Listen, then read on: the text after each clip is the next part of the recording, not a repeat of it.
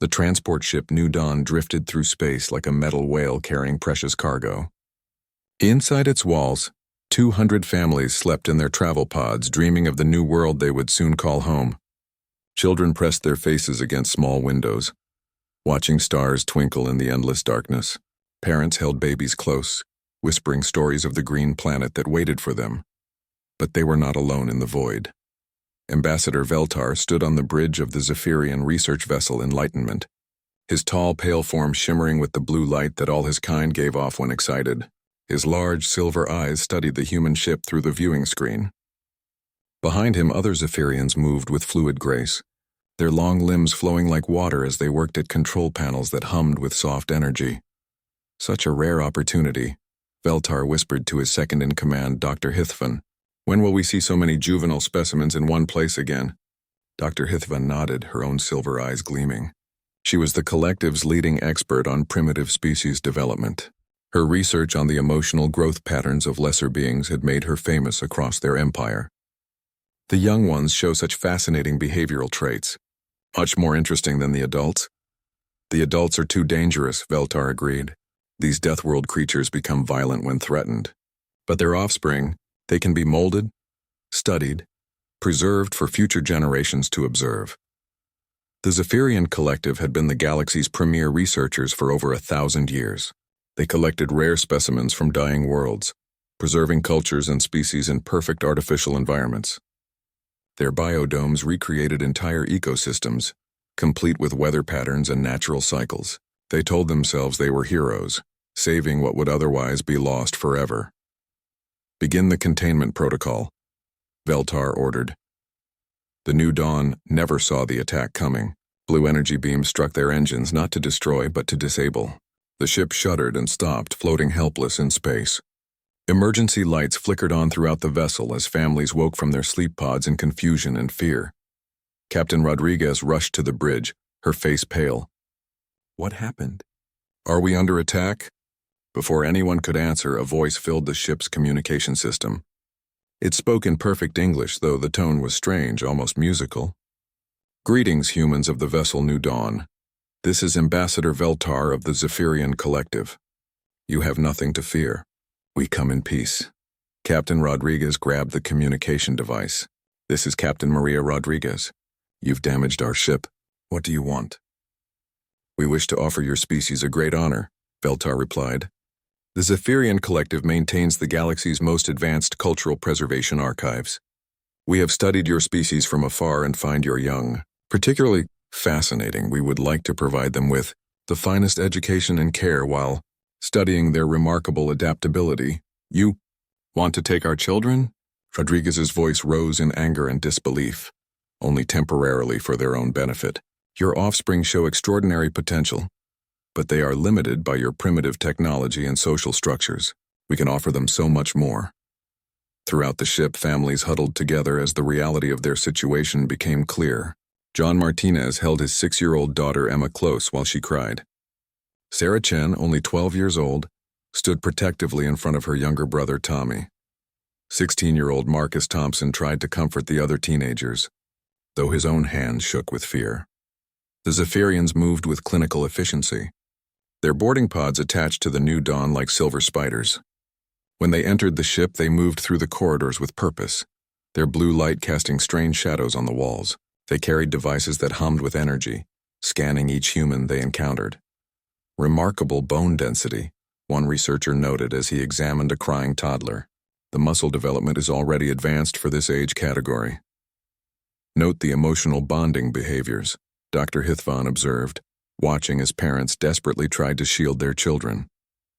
The adults become increasingly agitated when separated from their offspring. Most primitive species abandon their young when threatened.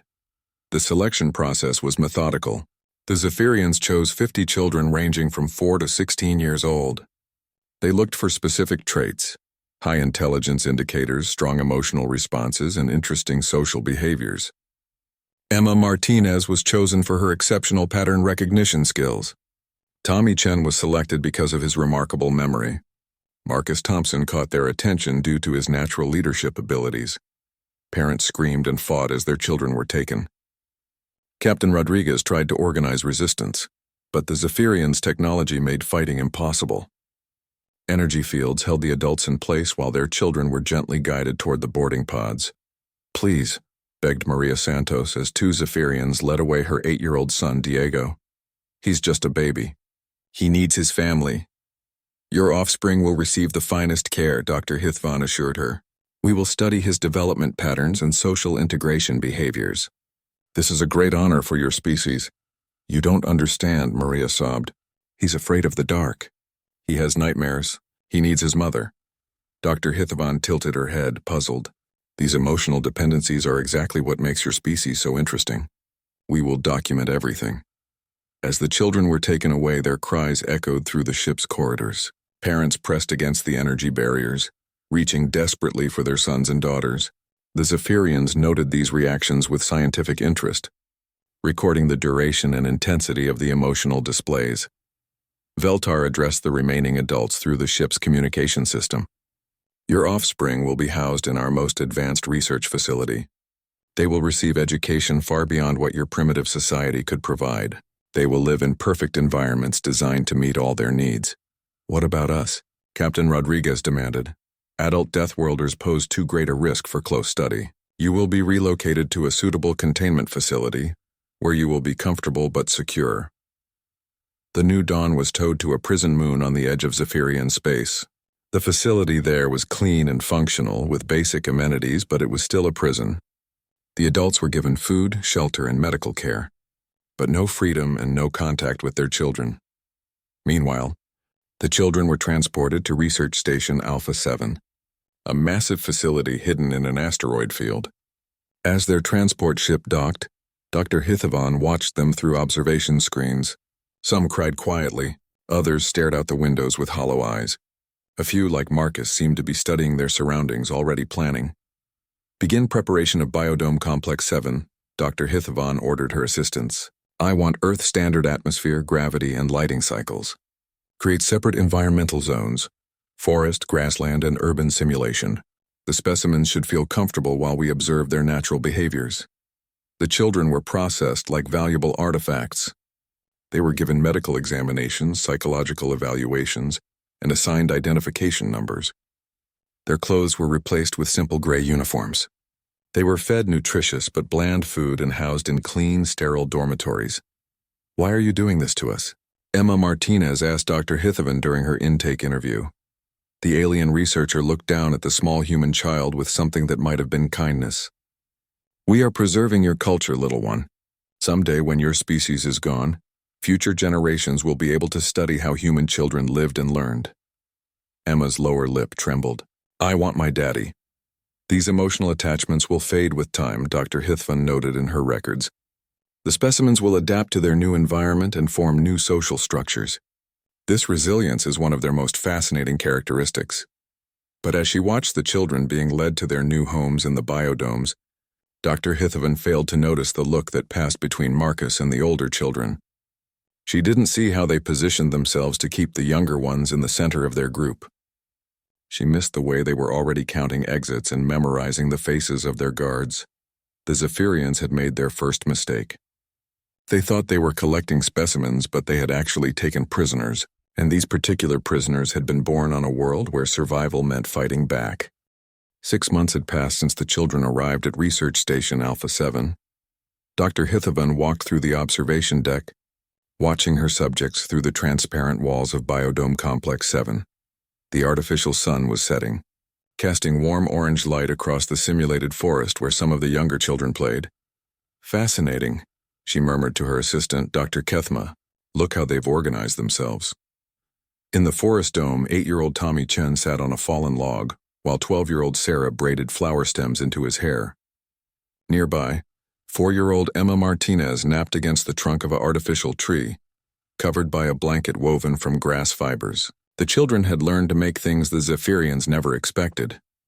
"The older specimens consistently protect the younger ones," Dr. Kethma observed, making notes on his datapad. "This pack behavior is more complex than we initially predicted." Dr. Hithvan nodded. "The 16-year-old male, Marcus Thompson, has emerged as their primary leader. Watch how the others defer to his decisions."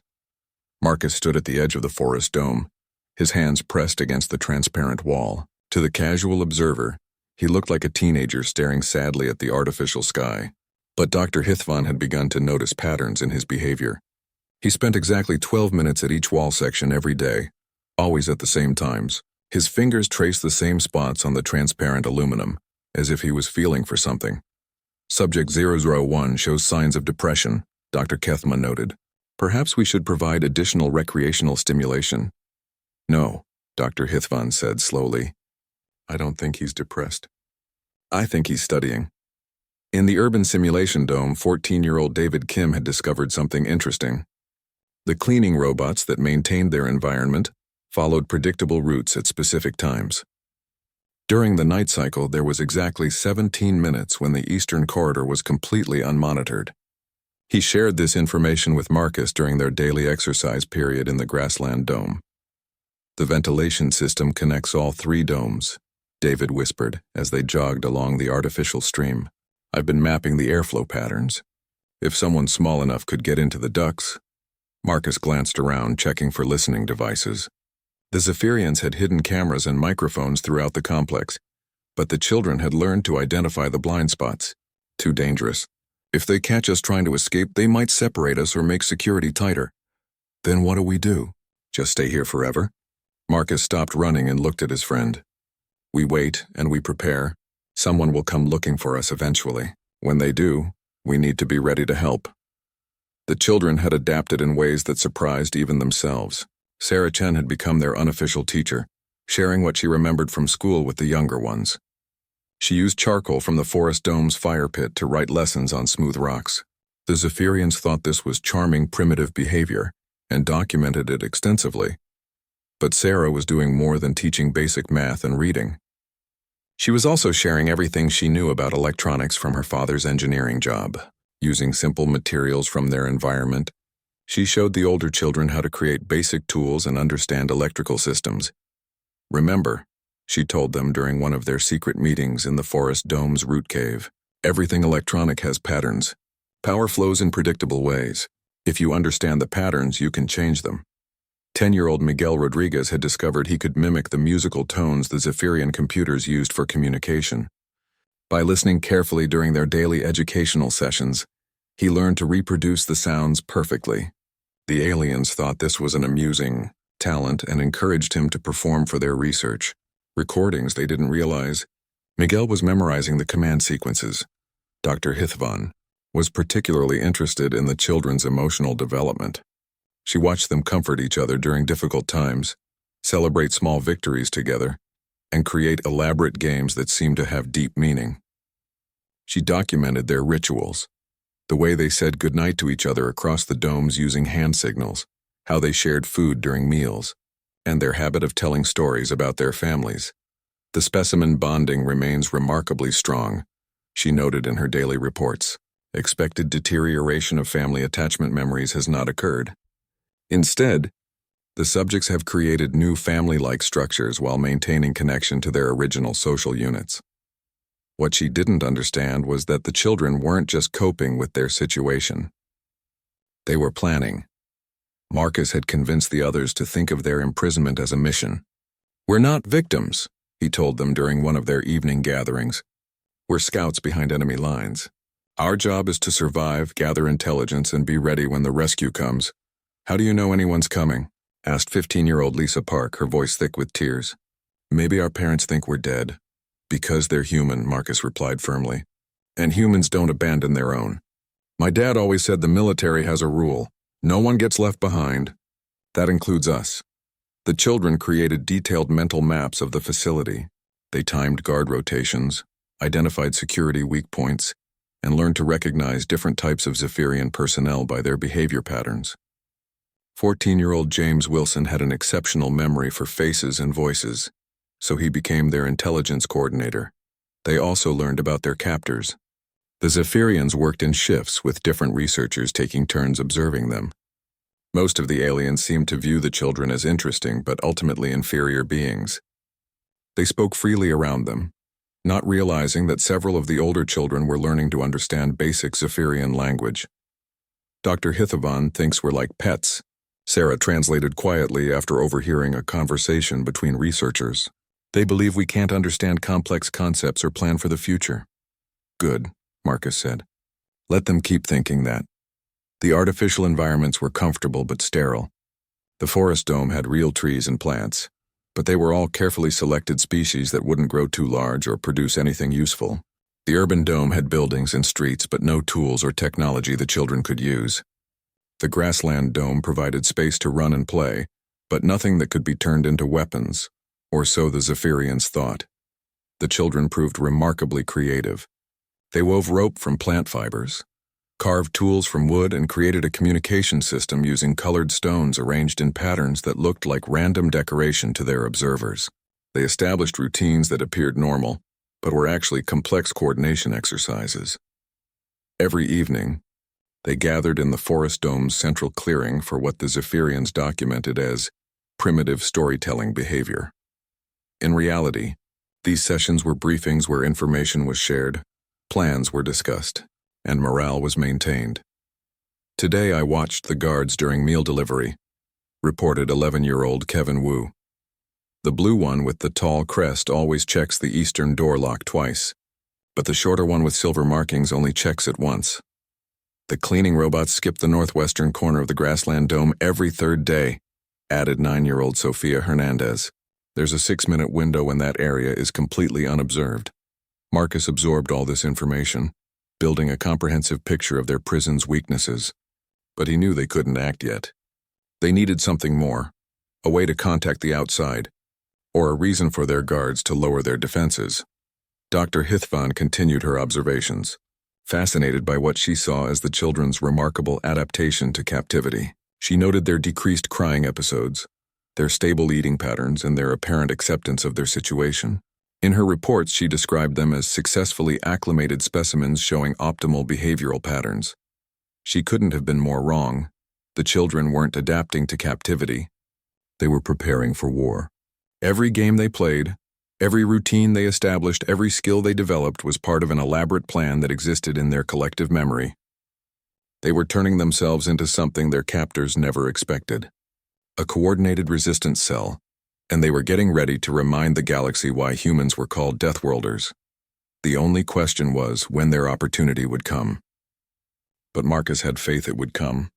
His parents had taught him that humans never gave up on their own. Somewhere out there, people were looking for them. And when the rescue arrived, 50 human children would be ready to fight their way home. Dr. Hithavan was particularly excited about her newest research project.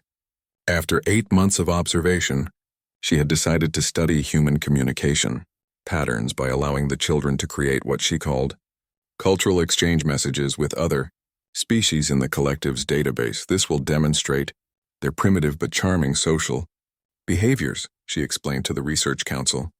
We can document how young humans attempt to communicate with unknown life forms. It will make an excellent addition to our archives. The project seemed harmless enough. The children would be allowed to create audio and visual messages that would be transmitted to various collective research stations throughout the galaxy. Other species young would respond, creating a fascinating cross-cultural communication study. Marcus listened carefully as Dr. Hithavan explained the project to them in the forest dome's central clearing. Around him, the other children sat in their usual circle, faces showing polite interest, but Marcus could see the quick glances they shared. The subtle hand signals that had become their secret language. You may create songs, drawings, stories, or simple video messages, Dr. Hithvan continued, her silver eyes gleaming with scientific enthusiasm. We want to see how your species naturally attempts to communicate with others. There are no restrictions on content as long as your messages are peaceful and appropriate. Sarah Chen raised her hand. Can we work together on the messages? Of course. Collaborative behavior is one of your most interesting traits. We encourage group participation. After the researcher left, the children maintained their normal routine for several hours. They played, ate their evening meal, and settled into their dormitories as usual. But late that night, when the artificial stars glowed softly overhead and the night shift guards had taken their positions, Marcus called a secret meeting in the root cave beneath the largest tree in the forest dome. This is our chance, he whispered to the gathered children. We can send a message to the outside. But they'll monitor everything we create, David pointed out. How can we get past their security? Sarah smiled in the dim light. Leave that to me. I've been studying their communication systems for months. Every message they send has to be processed through their translation computers before it goes out. But what if we hid a message inside a message? She explained her plan using drawings scratched in the dirt floor. The children would create an innocent-seeming song that would pass all security checks. But hidden within the melody, rhythm, and word patterns would be compressed data that would mean nothing to the Zephyrians but everything to any human who analyzed it carefully. It's called steganography, Sarah said. My dad taught me about it. You can hide information inside other information. The aliens will see a children's song, but any human military scanner will find what's really there. The plan required everyone's help. Miguel Rodriguez would use his perfect pitch to create a melody that encoded mathematical coordinates. Lisa Park, who had been the best artist in her school, would design visual elements that contained hidden geometric patterns. Tommy Chen's exceptional memory would help them encode the facility's security information into the song's lyrics. But the most important part would be the emotional content. The message had to sound like it came from children who were safe and happy, or the Zephyrians would become suspicious. At the same time, it had to carry enough hidden desperation that any human hearing it would know something was terribly wrong. They worked for 3 weeks, meeting secretly every night to refine their plan. The song they created was called Friends Among the Stars, and on the surface it seemed exactly what Dr. HFY wanted. A sweet, innocent message from human children reaching out to make friends with alien species. The melody was simple and cheerful, easy for children to sing. The lyrics talked about wanting to meet new friends and learn about different worlds. The visual component showed drawings of smiling children playing games with various alien species. Everything about it suggested happy, well-adjusted children enjoying a wonderful adventure. But hidden in the mathematical relationships between musical notes were the precise coordinates of Research Station Alpha 7. Embedded in the rhythm patterns was a detailed map of the facility's layout. Concealed in the seemingly random background colors of their drawings was a complete breakdown of guard rotations and security protocols, and woven through the entire message, invisible to non-human analysis but clear as a scream to anyone who understood human emotional patterns, was pure desperation and fear. The recording session was held in the Urban Dome's Central Plaza. Dr. HFY and her assistants set up their equipment while the children gathered in a perfect semicircle. To the observers, they looked like any group of young performers preparing for a school concert. "We're ready when you are," Marcus announced, his voice bright and cheerful. The song began softly, with Sarah's clear voice carrying the opening verse. "We are children from a world so blue and green, sailing through the stars to places never seen. We hope to find some friends among the distant lights, to share our songs and stories through the endless nights."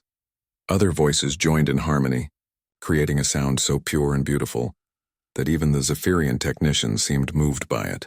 The children swayed gently as they sang, holding hands and smiling at the cameras. Everything about their performance radiated innocence and joy. But if someone had been running the audio through human military encryption software, they would have detected something else entirely. A desperate SOS signal containing detailed intelligence about a hostile alien research facility and the exact location of 50 captured human children. "How wonderful," Dr. HFY exclaimed as the song ended. "Your species' musical abilities are remarkable. This message will fascinate researchers throughout the collective." The message was processed through the standard translation and security protocols, then transmitted to various research stations across the galaxy. As Sarah had predicted, the Zephyrian computers found nothing suspicious. The content matched their expectations perfectly. Primitive but charming cultural expression from young specimens. 3 days later, the message reached Trading Post Gamma 7, a human commercial station near the edge of collective space. The communications officer, Lieutenant Jennifer Walsh, was working the night shift when the transmission arrived. It was marked as a cultural exchange message from a collective research facility, the kind of scientific communication that passed between species regularly. She almost deleted it without listening. But something about the header caught her attention. Message from human juvenile specimens. The phrase, juvenile specimens, made her blood run cold. Walsh played the message at low volume, expecting to hear some kind of academic recording. Instead, she heard children's voices singing about friendship and stars. For a moment, she wondered why it had been flagged for her attention. Then her training kicked in. Something was wrong with this recording. The children sounded happy, but there was an underlying tension in their voices that set off every instinct she'd developed during her military service.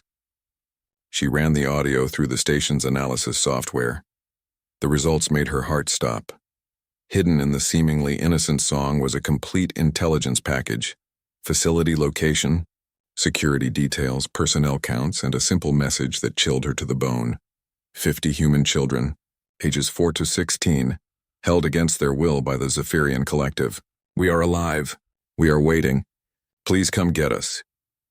Walsh activated the emergency communication protocol and transmitted the message directly to Earth Defense Command with a priority alpha classification. Within 6 hours, it was playing in the Situation Room of the Terran Defense Fleet headquarters. Admiral Chen listened to the song 3 times before speaking. Her face was stone as she turned to her staff officers. "How long since the New Dawn disappeared?" 8 months, Admiral," replied Captain Stevens. The ship was carrying colonists to the Kepler 442 system. They never arrived. And now we know why. Chen stood and walked to the star chart displayed on the main screen. The coordinates in this message placed them in the Zephyrian border region, deep in collective space. "Ma'am," interrupted Commander Rodriguez, "that's Captain Rodriguez's ship. Her daughter Maria is on the colony manifest." Admiral Chen was quiet for a long moment. When she spoke, her voice was deadly calm. "How many ships can we deploy within 72 hours? "The full Third Fleet, Admiral. 12 dreadnoughts, 40 cruisers, 200 fighters. Do it. And send a message to every human colony, every trade station, every military outpost in this sector. Tell them we've found our children and we're bringing them home." Back on Research Station Alpha 7, Dr. Hithvan was reviewing the positive responses their cultural exchange message had received from various research facilities. The children's song had been well received across the collective, with several species requesting more examples of human-juvenile communication patterns.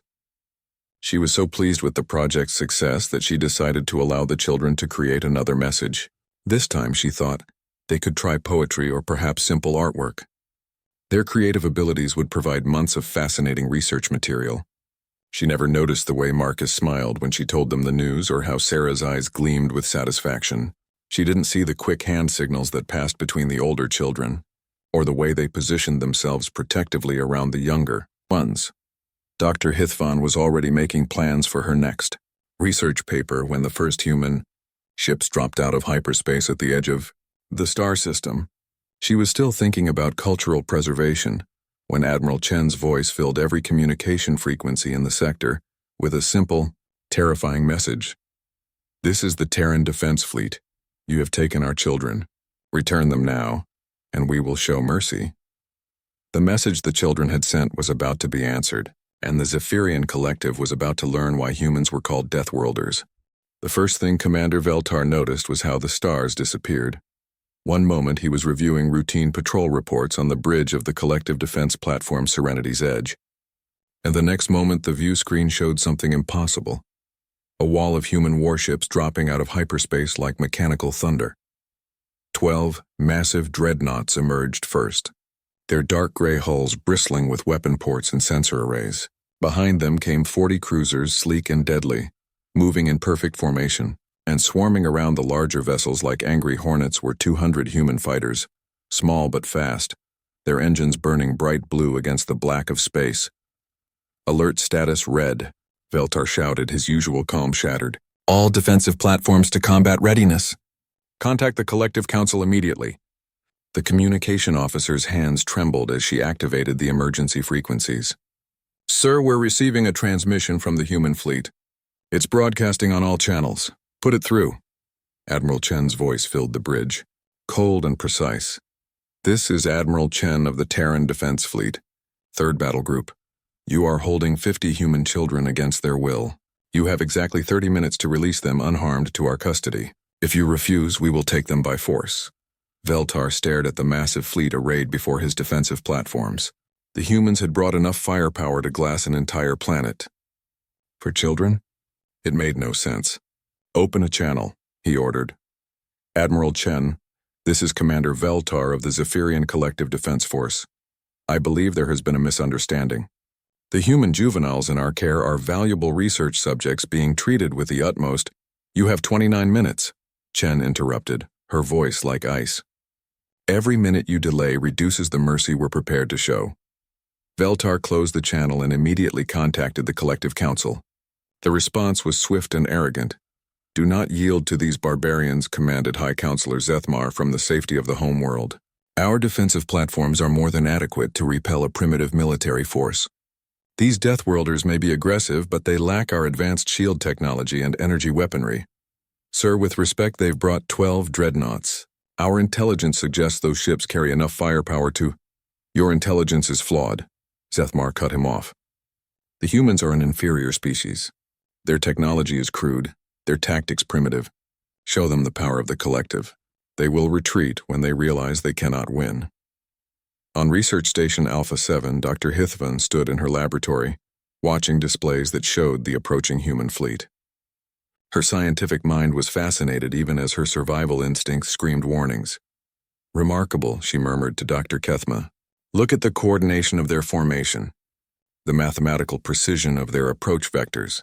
Perhaps we've underestimated their technological capabilities. Should we evacuate the specimens? Kethma asked nervously. No. Station Alpha 7 is hidden within the asteroid field. Our stealth systems make us invisible to their primitive sensors. The children are perfectly safe. But in the forest dome, Marcus was gathering the other children around him with urgent whispers. Listen carefully. Something big is happening. The guards are running around like crazy, and I heard explosions in the distance. Sarah pressed her ear to the dome wall. Those aren't explosions. Those are engines, big ones, really big ones. The rescue, Tommy whispered, his 8-year-old eyes wide with hope and fear. Are they really coming for us? Marcus nodded grimly. Sounds like it. But that means things are about to get dangerous. Everyone remember the emergency plans. Stay together, protect the little ones, and be ready to move fast when the time comes. The older children had spent months preparing for this possibility. They had escape routes mapped, supply caches hidden, and contingency plans for various scenarios. Now all their preparation would be tested. The battle began exactly 30 minutes after Admiral Chen's ultimatum expired. The human fleet opened fire with surgical precision. Kinetic bombardment rounds, accelerated to significant fractions of light speed, struck the outermost Zephyrian defensive platforms before their crews could react. The elegant energy shields that the collective relied on shattered like glass under the brutal impact of solid matter, traveling at relativistic velocities. Impossible, Veltar gasped as he watched 3 defense platforms explode in brilliant flashes of light. Their weapons shouldn't be able to penetrate our shields. But the humans weren't using energy weapons. They were using mass drivers, railguns, and nuclear-tipped torpedoes, crude but devastatingly effective weapons that turned the Zephyrians' advanced energy defenses into liabilities. The second wave of human attacks targeted communication relays and sensor arrays. Nuclear warheads detonated in carefully calculated patterns, creating electromagnetic pulses that blinded the collective's sophisticated electronic systems. Within minutes, the entire defensive network was reduced to isolated pockets, fighting a coordinated enemy they could barely see. Admiral Chen watched the tactical display from the bridge of her flagship, the TDS Retribution. Her expression never changed as Zephyrian platforms died in flames around her fleet. Admiral, reported her tactical officer, enemy resistance is lighter than expected. Their energy weapons are having minimal effect on our armor. They built their defenses to fight other energy-based civilizations, Chen replied coldly. They've never faced kinetic bombardment from a species that had to fight its way off a death world. Continue the assault. Target their command structures. The Zephyrians tried to adapt, but their technology was designed for elegant civilized warfare between species that valued efficiency and minimal casualties. The humans fought like the predators they were, using every advantage of mass, momentum, and explosive force. Human fighters swarmed through the battle zone like schools of metallic fish, their pilots pulling G-forces that would have killed most species. They targeted sensor arrays, communication dishes, and weapon emplacements with suicidal courage, accepting massive casualties to achieve their objectives. On the collective flagship Divine Purpose, High Admiral Kethvor watched, his fleet being systematically destroyed by an enemy that seemed to ignore conventional tactical wisdom. "They're not trying to capture our ships," he reported to the council in growing panic. "They're not attempting to negotiate or demonstrate superior force. They're just killing everything that shoots at them. Fall back to defensive positions around the research stations," ordered High Counselor Zethmar. "Use the civilians as leverage. Even these barbarians won't risk harming non-combatants." But the humans had no intention of being slowed by hostages. Their fighters swept past the defensive positions, leaving the military targets to their larger ships while they focused on locating and securing civilian evacuation routes. They weren't interested in conquest or demonstration of power. They just wanted their children back. On Research Station Alpha 7, alarms blared throughout the facility as the human fleet tore through the outer defenses. Dr. Hithvan watched in growing horror as her life's work crumbled around her. "The stealth systems are failing," reported a technician. "Something is jamming our cloaking field." Dr. Hithavan didn't know that 12-year-old Sarah had spent weeks memorizing the sounds and patterns of the station's electronic systems. During the chaos of the initial attack, she had led a group of older children to the maintenance level of their dome complex. Using tools they had created over months of preparation and knowledge gained from careful observation, they had systematically sabotaged the stealth generators. "There!" Sarah pointed to a junction box she had identified weeks earlier. "Miguel, can you mimic the shutdown sequence?" The 10-year-old boy listened to the electronic tones for a moment, then perfectly reproduced the command frequency that would disable the primary stealth array. The station's invisibility flickered and died, revealing its location to the human fleet's sensors. In the forest dome, Marcus felt the station shudder as human weapons found their target. "Everyone get ready," he shouted over the noise. "Remember the plan." The children had divided into groups, the older ones responsible for protecting specific younger children, everyone with assigned rally points and escape routes. They had created weapons from available materials: sharpened sticks, slings made from woven grass, clubs carved from fallen branches. Against adult aliens with advanced technology, they wouldn't be much, but they were something. Most importantly, they had maintained their unity and their hope through 8 months of captivity. 50 human children, working together with the coordination their species was famous for, ready to fight their way home. The first human Marines breached the station's outer hull, just as the last Zephyrian defense platform exploded in the distance. They moved through the corridors with practiced efficiency, their powered armor making them look like mechanical demons in the soft blue light of the alien facility. Dr. Hithavan met them in the main laboratory, her hands raised in surrender. She was surprised by how young the lead Marine looked behind his helmet visor. "Where are the children?" he demanded, his voice amplified by his suit's speakers. "They're safe in the biodome complex," Dr. Hithvan replied quickly. "We never harmed them. We were studying their cultural development patterns. This is all a misunderstanding." The Marine's gauntleted hand grabbed the front of her research coat and lifted her off the ground. "Lady, you kidnapped 50 kids from their families. The only reason you're still breathing is because we need you to show us where they are. Now move." As the rescue team made their way toward the biodome complex, they could hear something that made every human heart swell with pride. The sound of children's voices raised in defiant song, singing their message of hope and resistance while they waited for their families to bring them home. The storm had arrived and nothing would ever be the same. The sound of human combat boots echoing through the corridors of Research Station Alpha 7 was like thunder after lightning, inevitable, powerful, and bringing change that could not be stopped. Dr. Hithavan led the rescue team through passages she had walked countless times, but everything felt different now. The soft blue lighting that had once seemed peaceful now felt cold and alien. The quiet hum of machinery that had been comforting now sounded ominous. Her entire world was crumbling and she was beginning to understand why. "The biodome complex is just ahead," she told Sergeant Martinez, the Marine squad leader. Her voice shook despite her efforts to remain calm. "I want you to know we treated them well. We provided education, nutrition, medical care. You want credit for taking care of kids you stole?" Martinez's voice was flat and dangerous behind his helmet. "Lady, you have no idea how much trouble you're in." They reached the entrance to Biodome Complex 7, and Dr. Hithvan entered her access codes with trembling fingers. The airlock cycled open, revealing the artificial forest beyond. What they saw made every human marine stop in amazement. The children had turned their prison into a fortress, using months of careful planning and resourcefulness that would have impressed veteran soldiers. They had created defensive positions throughout the dome complex. Sharpened stakes formed barriers between the trees. Rope bridges connected elevated platforms. Camouflaged pits had been dug along the main pathways, and in the center of it all, 50 human children stood in perfect formation, the older ones in front with makeshift weapons, the younger ones protected behind them. They looked like a miniature army that had been preparing for war. Marcus stepped forward, still holding a spear he had carved from a branch. His voice carried clearly across the artificial clearing. "Identify yourselves." Sergeant Martinez slowly removed his helmet, revealing a face marked by worry and determination. "United Earth Defense Force, 3rd Marine Regiment. We're here to take you home."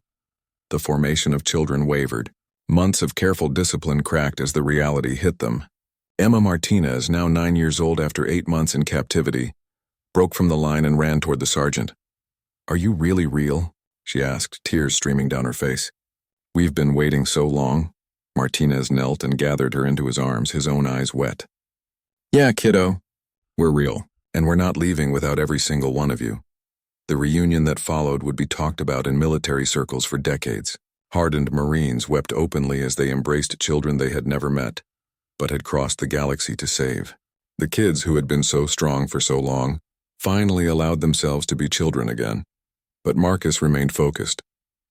"Sergeant, what's the tactical situation? Are we secure?" Martinez looked at the 16-year-old with new respect. "Son, you're talking like a soldier." "We've been soldiers for 8 months, Marcus replied. "These people took us from our families. We've been preparing to fight our way out if we had to. Well, you don't have to fight anymore. The Zephyrian fleet is destroyed, their defenses are down, and Admiral Chen has made it very clear that anyone who tries to stop us from leaving will regret it permanently." Dr. Hithvan watched this exchange with growing horror. She was finally beginning to understand the magnitude of her mistake. These weren't specimens to be studied or preserved. They were children with families who loved them, who had spent 8 months moving heaven and earth to find them. "Dr. Hithvan," Sarah Chen walked over to the alien researcher, her 12-year-old face calm and serious. "You wanted to study human behavior? Well, here's what you should have learned. We don't abandon our own, ever." I didn't understand," Dr. Hithvan whispered. "In our culture, young ones are expendable until they prove their worth." You thought wrong," Tommy Chen interrupted, his 8-year-old voice carrying surprising authority. "My dad always said the measure of a civilization is how it treats its children." "You failed that test." The evacuation was swift and efficient. Admiral Chen had sent her fastest transport ships directly to the research station, along with medical teams and family counselors. But before the children left, Marcus made a request that surprised everyone. "I want to send a message to every species in the collective," he told Admiral Chen when she came aboard to personally oversee the rescue. "All of them need to understand what happened here." The message Marcus recorded was simple but devastating. "My name is Marcus Thompson. I'm 16 years old, and I've spent the last 8 months as a prisoner of the Zephyrian Collective along with 49 other human children. They took us from our families because they wanted to study us like animals. They thought we were primitive. They thought we couldn't understand complex ideas or work together effectively. They thought our families would forget about us and move on. They were wrong about all of it. We adapted to their prison. We learned their language, mapped their facility, and prepared to fight for our freedom. We never stopped believing that someone would come for us. Because we know something the Zephyrians didn't. Humans protect their own. To every species watching this message, we can be your friends, your allies, your trading partners. We can share knowledge and explore the galaxy together. But if you harm our children, if you threaten our families, if you mistake our kindness for weakness, you will learn why we are called Deathworlders. The collective brought the full power of their military against us. It wasn't enough. It will never be enough. Because you can't defeat a species that will burn the galaxy to save their children." The message was broadcast throughout collective space before Admiral Chen's fleet departed. The response was immediate and telling. High Counselor Zethmar, speaking from the collective homeworld, issued a formal statement. The collective deeply regrets the misunderstanding that led to the unfortunate detention of human juveniles. This was the result of rogue researchers acting without proper authorization. We offer our sincere apologies and wish to open negotiations for reparations. But it was too late for diplomatic language. The children were going home, and the galaxy would never look at humanity the same way again. On the transport ship carrying the rescued children back to human space, Dr. Hithavan sat in a detention cell, writing her final research notes. The irony wasn't lost on her. She was now a specimen in a human research environment, though she was being treated far better than her test subjects had been. Her last entry read, "Final observation. Human protective behavior toward offspring exceeds all theoretical models. The species demonstrates unprecedented coordination and sacrifice when their young are threatened. The emotional bonds between human parents and children appear to be the foundation of their civilization's strength. Recommendation: under no circumstances should any species attempt to separate human children from their family units. The consequences of such action include the complete mobilization of human military resources and the willingness to accept any cost to recover their offspring." Personal note: I spent months studying these children, measuring their responses, documenting their behaviors, and treating them as research subjects. I never once considered that they were someone's babies. I understand now why the human fleet showed no mercy to our forces, while simultaneously providing medical care to our wounded. They distinguish between those who threaten children and those who merely serve a system that does. I have learned more about human nature in the past day than in 8 months of observation. They are not primitive. They are not governed by simple emotions. They are a species that has evolved to survive in the harshest conditions by protecting their most vulnerable members. They are apex predators who hunt in family groups across interstellar distances. The collective thought we were collecting specimens. We were actually declaring war on a species whose greatest strength is something we mistook for weakness: their love for their children. We lost this war the moment we took the first child from their parents' arms. As the human fleet jumped to hyperspace, carrying 50 children home to their families, the galaxy began to understand a fundamental truth about the newest species to join the galactic community. Humanity could be reasoned with, negotiated with, and even befriended. But threaten their children, and they would cross any distance, pay any price, and fight any enemy to bring them home. The Zephyrian Collective had wanted to preserve human culture for future study. Instead, they had given the galaxy its first real lesson in what human culture actually was: a civilization built on the unbreakable bonds between parents and children, a species that measured its strength not by its ability to conquer, but by its willingness to protect. The message was received and understood by every major power in the galaxy. Humanity had officially arrived, and their children were off limits. Forever.